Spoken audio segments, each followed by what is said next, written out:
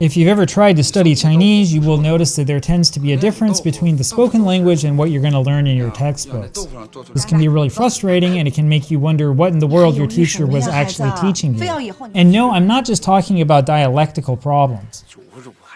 No, we're not talking about that today. Today I'm going to talk about a grammatical phenomenon. This is one called the topic comment sentence structure. Now, since I'm not a native speaker of Chinese, I know that it's kind of risky for me to come out with a video telling you what to do to sound more native. But in all seriousness, at least for me, learning how this works helped me master spoken Chinese the most and helped me figure out what was going on a lot faster than anything else. So anyway, let me show you how this kind of sentence works. Okay, here's a pretty simple sentence for you. 大家都知道这件事了. This means everybody knows about this thing. Now, what we can do here is we take the object and we stick it to the front of the sentence, and that will turn it into the topic of the sentence. That's all we do. So we take that topic, 这件事, and we stick it out in the front. And what we get looks like this. 这件事大家都知道了.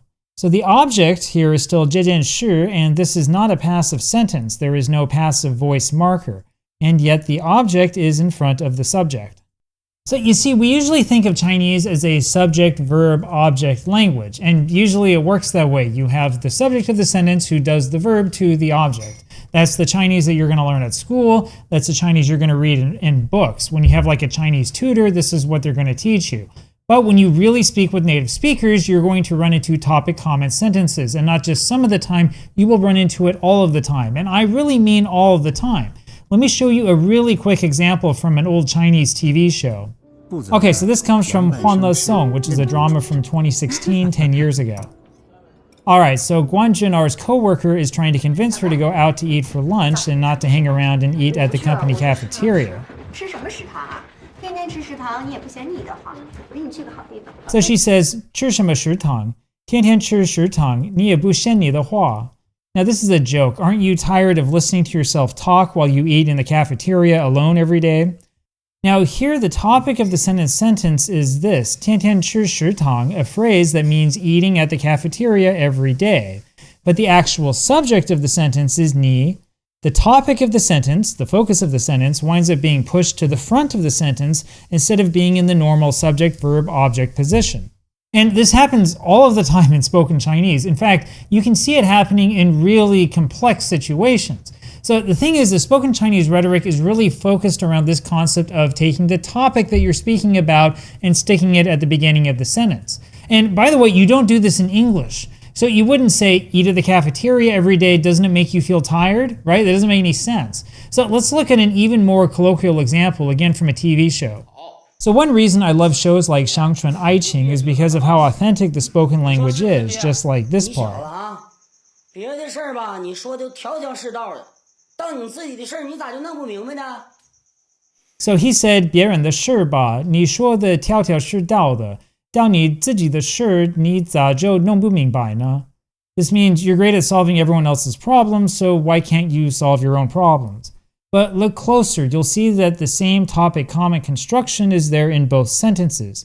别人的事 is a phrase that is actually the object of the first sentence. It means everybody else's problems or matters or whatever. And 你自己的事, or your own problems, is clearly the object of the second sentence. But in both cases, the object comes to the front of the sentence and serves as the topic of the sentence. And you will notice again that there is no passive marker because these are not passive sentences. Like I said, the sooner that you get used to this concept of taking the topic of the sentence and sticking it at the front of the sentence, the more sense the Chinese language is going to make to you. And even though this is a topic that most of the textbooks will skim over if they mention it at all, the truth is that this really does come up all the time in actual usage. In fact, in most of these cases, once you have a feel for the language, the topic comment sentences will feel more natural than the official subject-verb-object word order. I'll show you a couple of examples that come from an advanced textbook. Alright, these come from Chinese, A Comprehensive Grammar, which is an excellent book that you need to use if you're serious about learning the language at a high level. So here's a simple example. 那条裙子妹妹送给她的朋友了. Now you could flip it around and say 妹妹送给她的朋友那条裙子了. That's a perfectly valid grammatical sentence. But if the skirt is the topic that we're talking about, you want to stick it in the front of the sentence. This is a topic comment sentence. So, for example, if you're talking with your mom and suddenly she asks you what happened to your younger sister's skirt, you would start the new sentence off with the skirt as the topic. And of course, if the thing that you're referring to is absolutely clear from the context, you can actually leave the topic off. It's assumed. In other words, you could just say, 妹妹送给她的朋友了, and it would be good. You don't have to mention 那条裙子. That's because Chinese is a very, very heavily contextual language. Okay, here's another example. 圣诞礼物我早就买了. Again, you could say 我早就买了圣诞礼物. This is perfectly fine grammatically. But you put the object of the sentence, Christmas presents, at the front of the sentence if it's actually the topic of your sentence. So the problem that we have here is that we just don't do this in English. In fact, that's one of the things that makes it really difficult to translate from Chinese into English that makes any sense.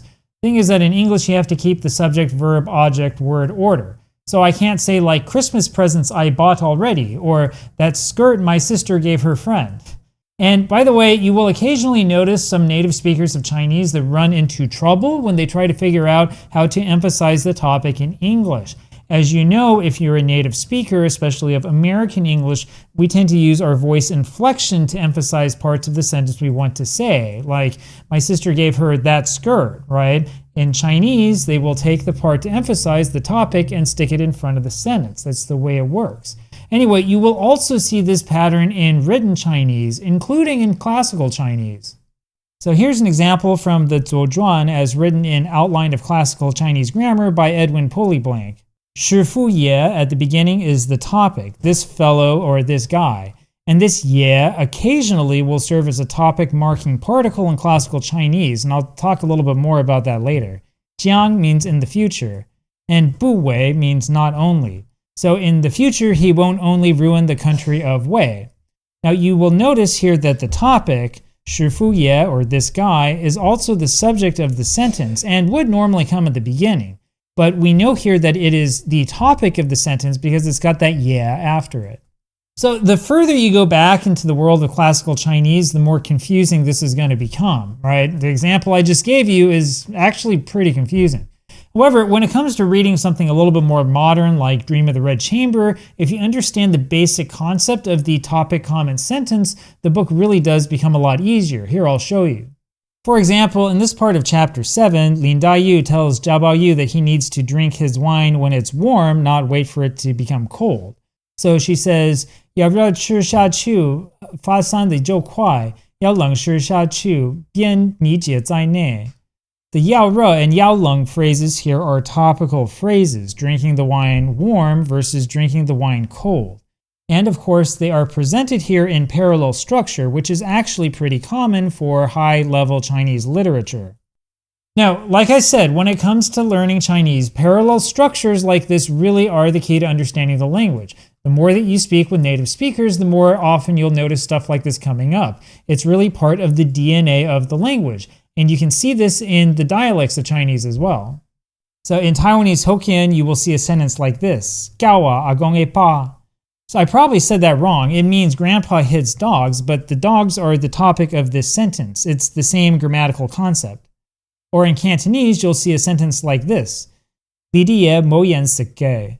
And again, in English, you have to say nobody knows this stuff. You can't say this stuff no one knows.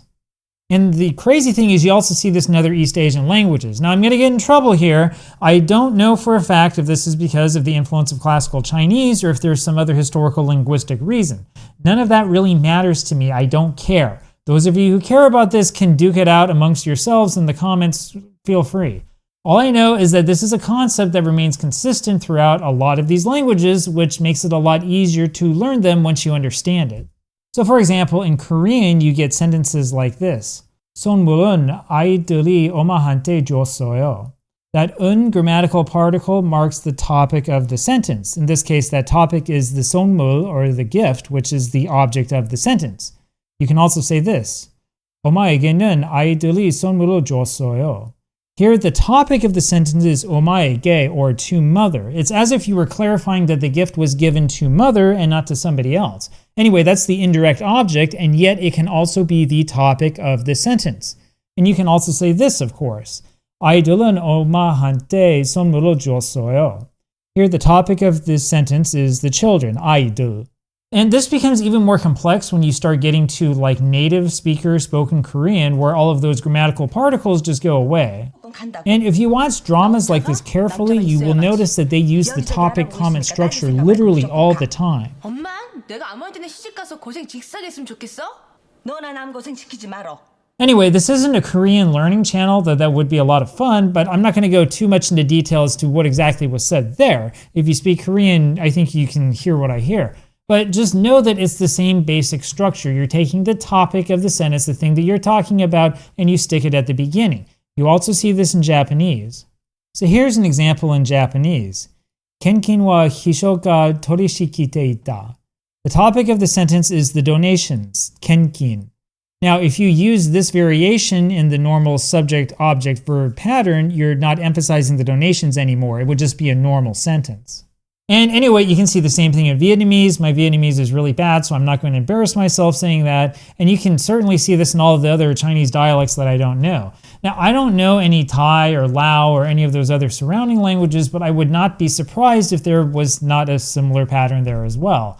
And above all, the reason why I recommend actually watching television shows and actually listening to native speaker audio at native speeds is because you can start picking up on stuff like this. So unless you're reading like comprehensive grammars or really complex, like very high-level textbooks, chances are that you're not going to run into this. And the thing is that if you don't know about topic comment sentences in Chinese, when you go to China or you go into a native speaker only type situation, you're going to be lost. So you got to learn this stuff.